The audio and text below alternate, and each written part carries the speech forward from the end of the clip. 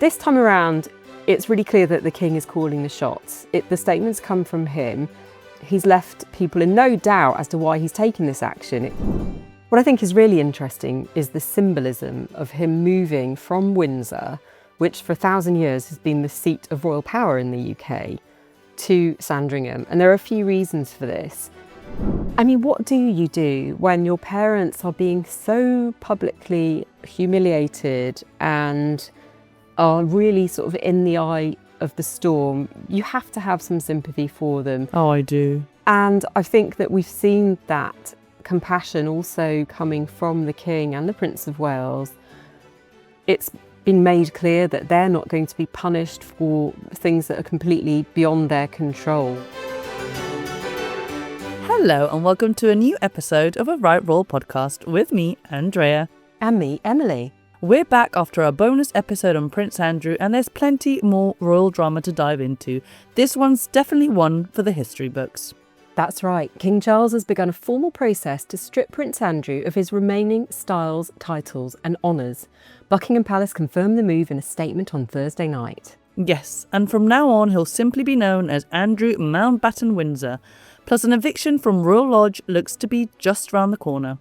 Indeed, a formal notice has been served by Andrew, which means he will surrender the lease and relocate to alternative private accommodation. We'll be unpacking where he's moving, who's footing the bill, and what this means for Sarah Ferguson, and of course the famous corgis. I also want to hear all about your trip to Rome with the King and Queen and your upcoming trip to Rio, Emily. So much to unpack, and you haven't even packed for your flight yet, have you? Guilty as charged. Priorities, Andrea. Royal news first, packing later, hopefully in time for my flight to Rio. Spoken like a true professional. Right, shall we get to it? Let's do it.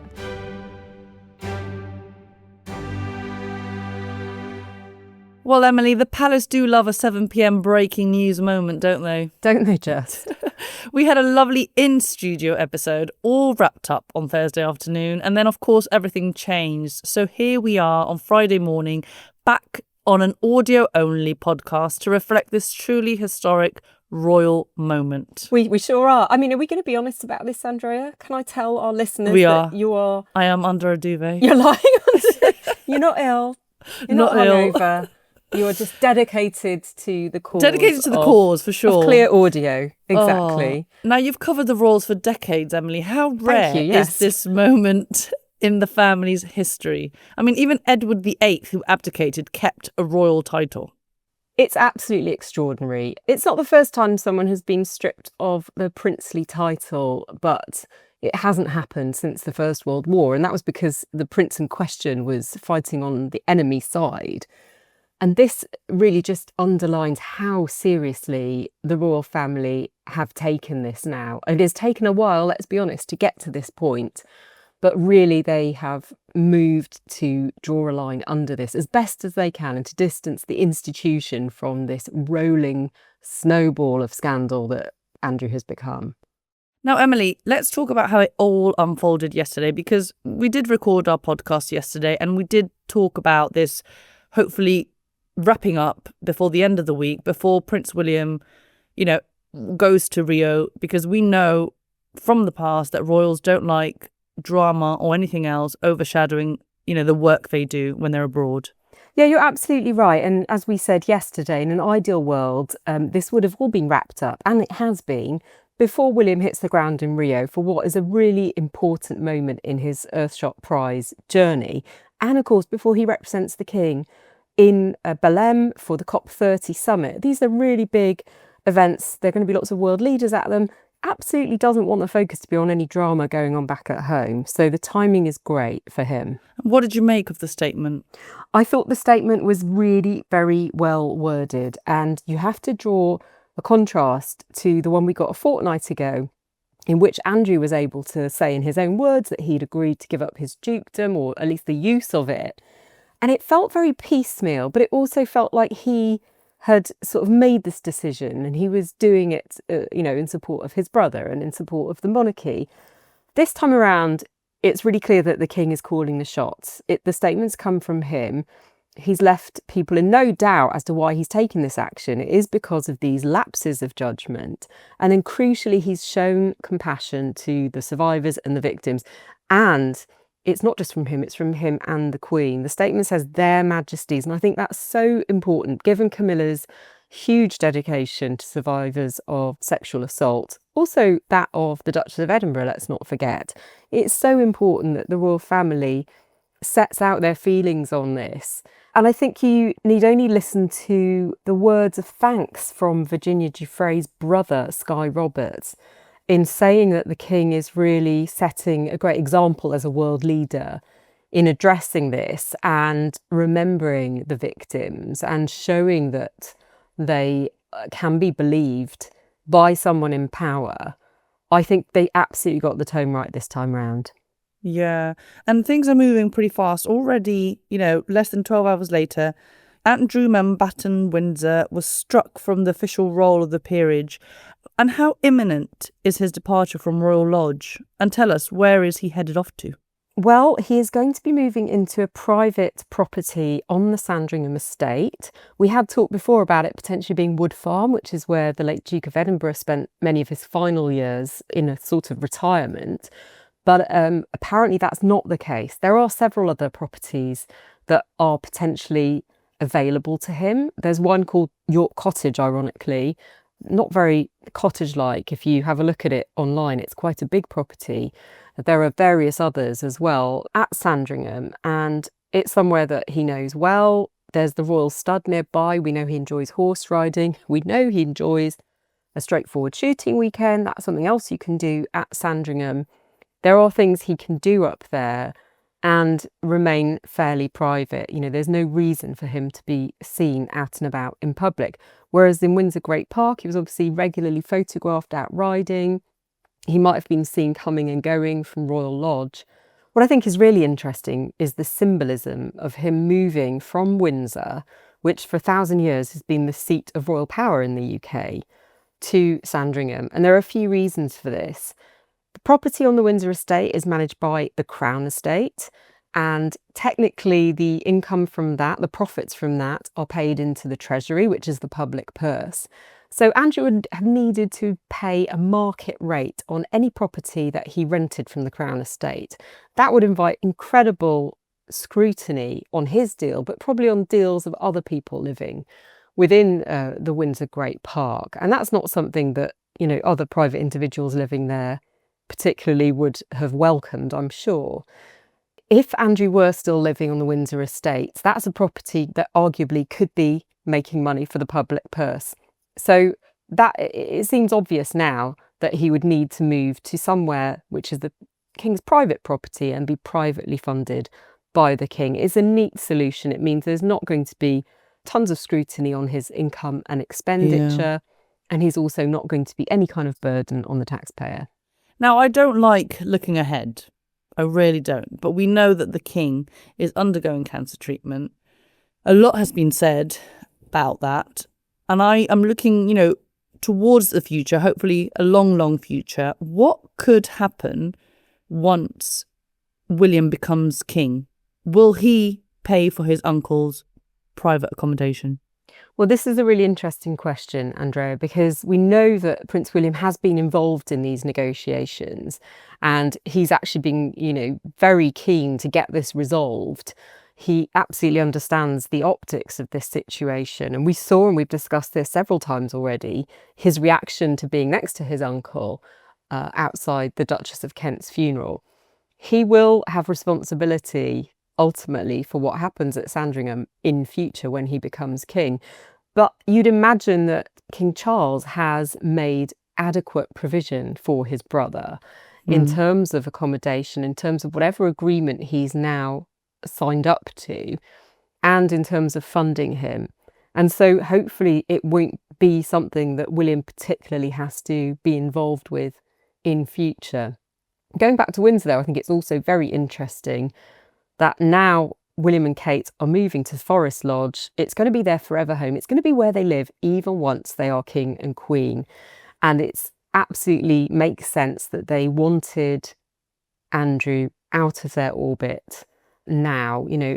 it would be incredibly Yeah. awkward. Can you imagine running into each other in the grounds of Windsor Great Park, given the strain on the relationship? Yeah.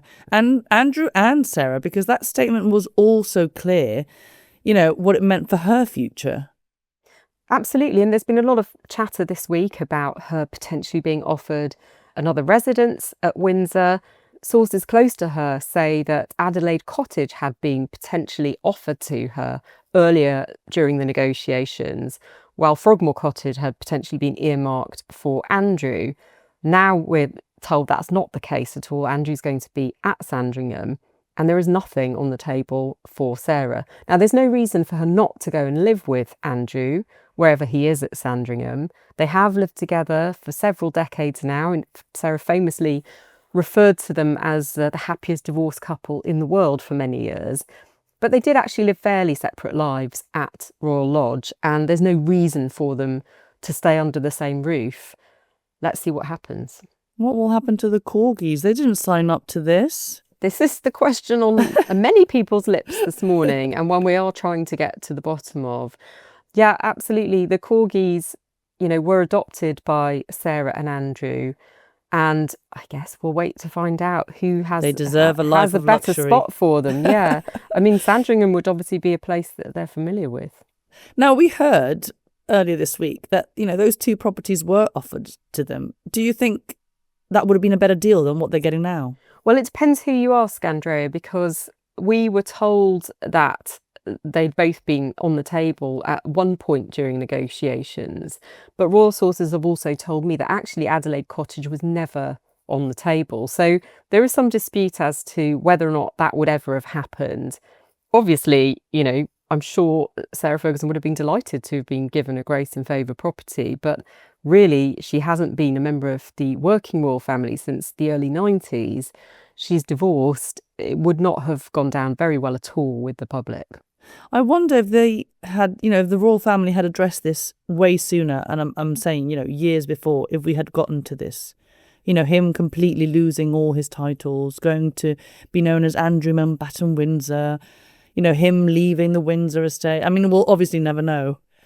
But it's interesting that it's dragged on for so many years, and this is where we're at. Yeah, it's dragged on for a very, very long time. But I think hindsight's a wonderful thing, isn't it? You have to remember that things have really reached a crescendo in the last few months, starting very sadly, really, with Virginia Giuffre's death by suicide back in the spring. Since then, we've had the leaking of papers from the Epstein files. What really has done for Andrew has been this drip, if you like, of new information, the evidence that he wasn't honest in his Newsnight interview about when he ended his friendship with Jeffrey Epstein, the evidence of Sarah Ferguson also, remaining in contact with Epstein and giving a different version of events privately to what they gave to the public. And I think the question that raised was, well, if they haven't been honest about this, how do we know the truth of, the claims they've made about everything so far? And it's always worth reiterating, Andrew has always denied strenuously the allegations made against him. He's never been tried in a court of law. But at the same time, he's never volunteered to help investigators. He obviously knew Jeffrey Epstein. He spent time with him.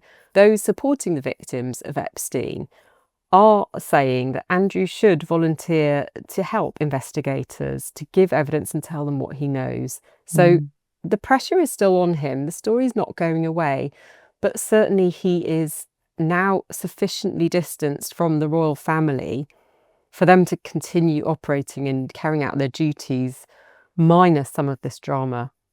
I mean, it's definitely not going away. We know that. We spoke to Andrew Loney last week, who said, he's got more for another book. Oh my. Now let's talk about the couple's daughters. Now they've tried to continue as normal this week, haven't they? They have been abroad. We've seen pictures of them. Tell us a bit about them. Yes, you're right. Eugenie was in Paris with some girlfriends. Beatrice was in Saudi Arabia at a tech summit in Riyadh. We believe that's with her tech firm Affinity. I mean, what do you do when your parents are being so publicly humiliated and are really sort of in the eye of the storm? You have to have some sympathy for them. Oh, I do. And I think that we've seen that compassion also coming from the King and the Prince of Wales. It's been made clear that they're not going to be punished for things that are completely beyond their control. This is not something of their doing. They're retaining their titles as the daughters of sons of a sovereign. They're technically still princesses. That's not changing. And I really hope for their sakes that they're given a bit of space and time now to process everything that's happened. There have been some reports how Prince William has been pressuring them. I can't imagine that to be truthful at all. No, that's not the case at all. There was a story going around earlier in the week saying that he basically put pressure on them, saying you have to persuade your father to leave or we'll look at your titles. And I'm told that's categorically untrue. And obviously they both live at properties within the royal estates. They do have access to properties, one at Kensington Palace, one at St James's Palace, I believe. They've always apparently paid a market rate on those properties. But of course, people are going to want to know more about this. And I think it's very interesting, and we'll see whether what the King has now done will delay or put off questions from the Public Accounts Committee. This is a group of MPs who have called for the Crown Estate and the Treasury to explain the deal that they did with Andrew that allowed him to live in Royal Lodge rent-free effectively for 20 years. When people start asking questions like this, it naturally follows that there's, a wider call for more transparency. And I think this is a problem the royal family will continue to face, that their finances are opaque and have been for many, many years. And perhaps the only way that they can really stop these questions being asked is to get it all out there in the open. Well, we've already seen this week that there's a lot of interest into Prince Edward's backshot, home and how much he's paying. So I don't see that stopping for a while. But at least this has happened and we can kind of move on a bit, don't you think? Yes. I mean, as we said just now, the story is very far from over. But now I think we're dealing with Andrew Mountbatten-Windsor and all that may follow for him in a slightly separate place to the rest of the royal family. He's separate, obviously, geographically. He's lost his titles. He's been demoted now beneath most of his cousins. He has lost everything other than remaining, interestingly, 8th in the line of succession. And some people have asked, well, why has he not been removed? I mean, it would take an act of parliament to do that. And really speaking, it would also take probably some terrible act of God for there to be 7 deaths ahead of him. And even in that most unlikely of situations, there's no way that the British public would countenance him becoming king. So it's all a bit pointless, maybe. It's all a bit pointless. And the other question that I've been asked a lot today is about him being a councillor of state. Now, councillors of state are people who can deputise for the monarch in case of ill health or in case of them being overseas on travel. And this is generally the most senior royals over the age of 21 in order of the line of succession. So Andrew remains technically a councillor of state, as does Princess Beatrice, but they're not working royals and therefore they will never be called on. It's an inactive role. So yes, they could make things a bit neater by just removing these roles altogether, but there's a lot of difficulty, legally, constitutionally, to get these things ironed out. I've got quite the third question for you, Emily. Oh my God, okay. Do you think we would be where we are if the late Queen Elizabeth was still alive? That is a fantastic question, Andrea. Look, there's been some reporting in recent days about how much of this has unfolded because the late Queen perhaps didn't tackle it as rigorously as she might have. But I think it's really important to remember that we didn't have the picture then that we have now. And a lot of people are saying, well, we always knew, we guessed, we thought, it was obvious. But actually, you do need the evidence. You need the evidence to act on this. And the evidence is now forthcoming in the form of these leaked emails, for example. I genuinely don't feel the royal family had the full picture in 2019.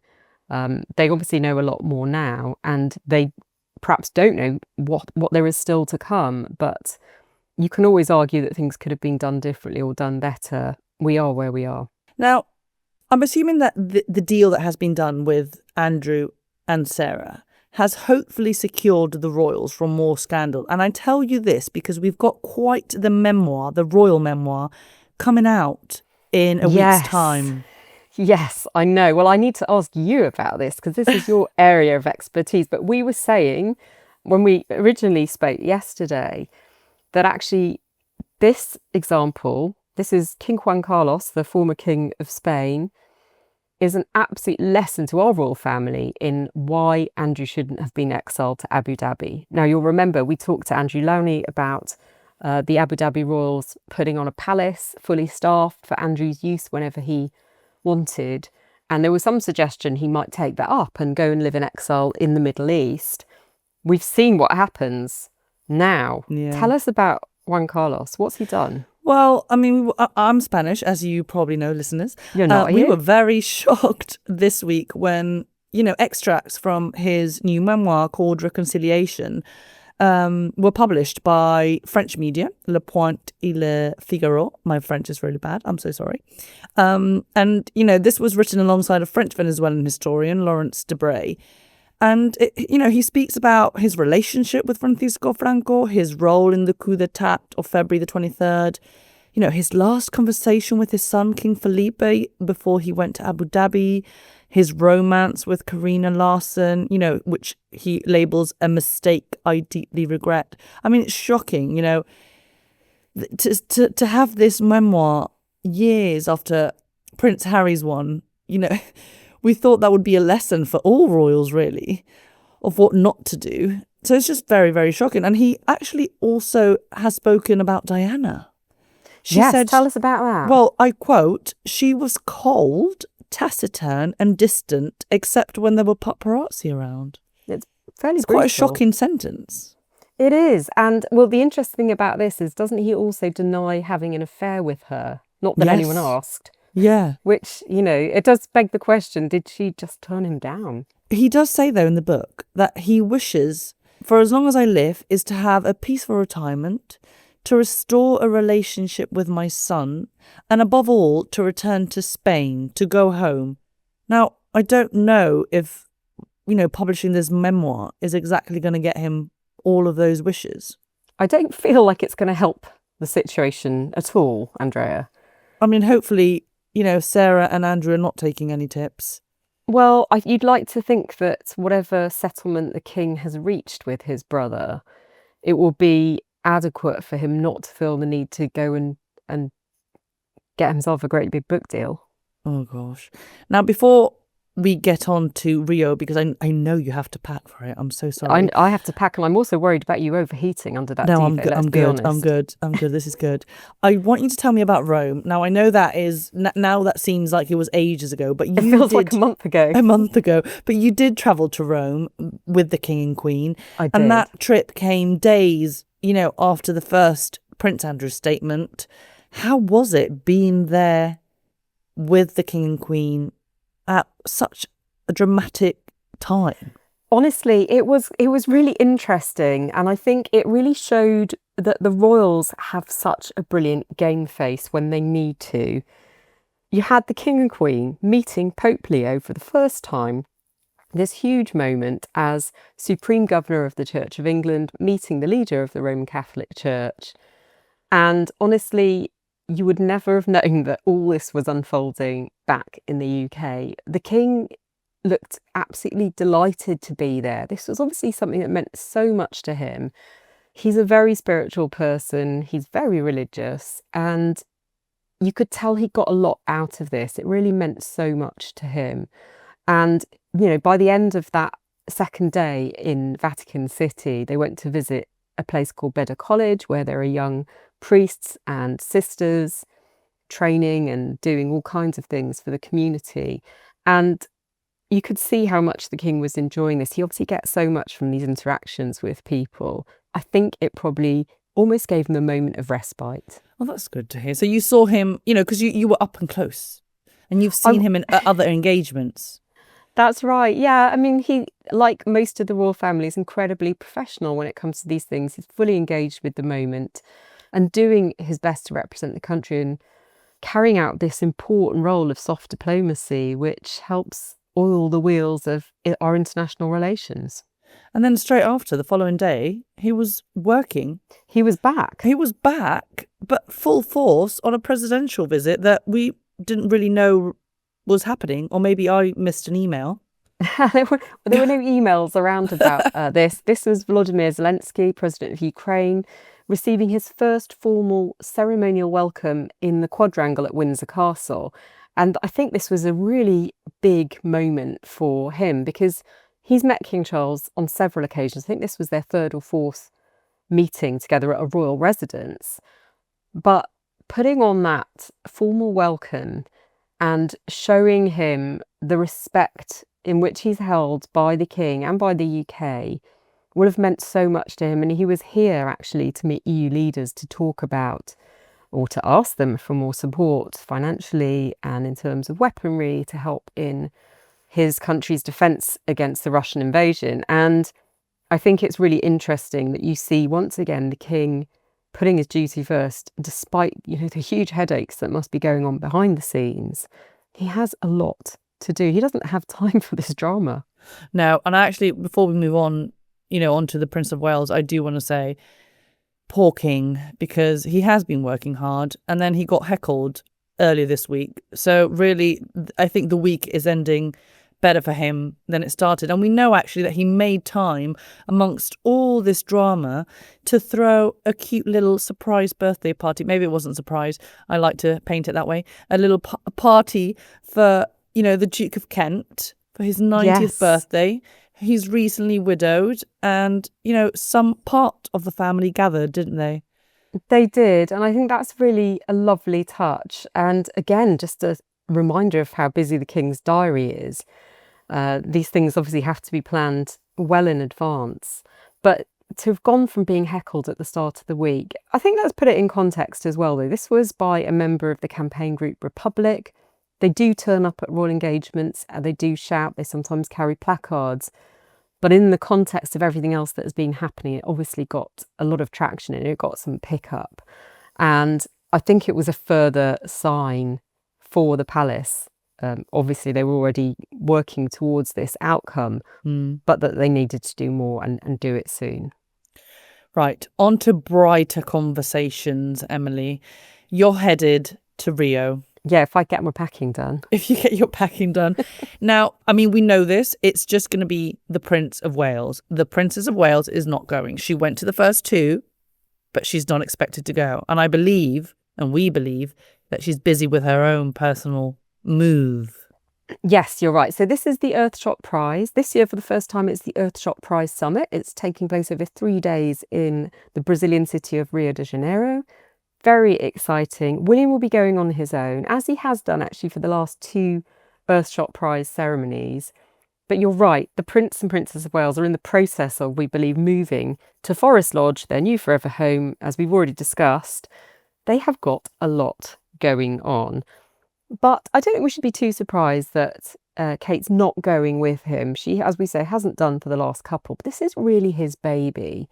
And I just get the sense that he loves to just be fully immersed in it and fully engaged in all the interactions he has with the finalists, with the winners. There are going to be a lot of world leaders at this one, a lot of celebrities. We know Kylie's going to be there. Because you say he's going by himself, but he's going to be in great company. He is going to be in great company. He's going to hang out with Kylie Minogue and Shawn Mendes and Gilberto Gil and Seu Jorge. I'm very sorry to any Brazilians listening. Anitta as well, I believe, is a big star in Latin America.